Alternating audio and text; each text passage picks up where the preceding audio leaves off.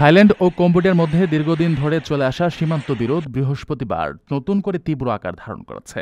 উভয় পক্ষের মধ্যে পাল্টাপাল্টি গোলাবর্ষণের পর থাইল্যান্ড কম্বোডিয়ার ভূখণ্ডে যুদ্ধবিমান ব্যবহার করে বোমা হামলা চালিয়েছে বলে জানা গেছে। বিবিসির লাইভ প্রতিবেদন এবং আল জাজিরার তথ্য অনুযায়ী এই সংঘাতে 2 থাই বেসামরিক নাগরিক নিহত হয়েছেন। থাই সেনাবাহিনী সামাজিক যোগাযোগ মাধ্যম এক্সে জানিয়েছে, কম্বোডিয়ান ব্যাটালিয়ন বোমা হামলা চালানোর পর তাদের F-16 যুদ্ধবিমানগুলো অক্ষত অবস্থায় দেশে ফেরেছে। থাইল্যান্ড দাবি করেছে তারা কম্বোডিয়ার স্পেশাল মিলিটারি রিজন কমান্ডস 8 ও 9 ধ্বংস করে দিয়েছে। অন্যদিকে কম্বোডিয়ার জাতীয় নিরাপত্তা মন্ত্রণালয় থাইল্যান্ডের এই পদক্ষেপকে নৃশংস ও অবৈধ সামরিক আগ্রাসন এবং জাতিসংঘ সনদের স্পষ্ট লঙ্ঘন হিসেবে আখ্যায়িত করেছে।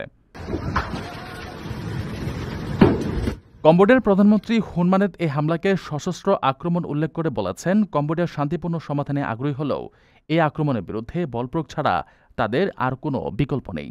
সংঘর্ষের জেরে থাইল্যান্ডের সুরিন প্রদেশের সীমান্তবর্তী 86টি গ্রাম থেকে অন্তত 40,000 থাই বাসিন্দাকে নিরাপদ স্থানে সরিয়ে নেওয়া হয়েছে।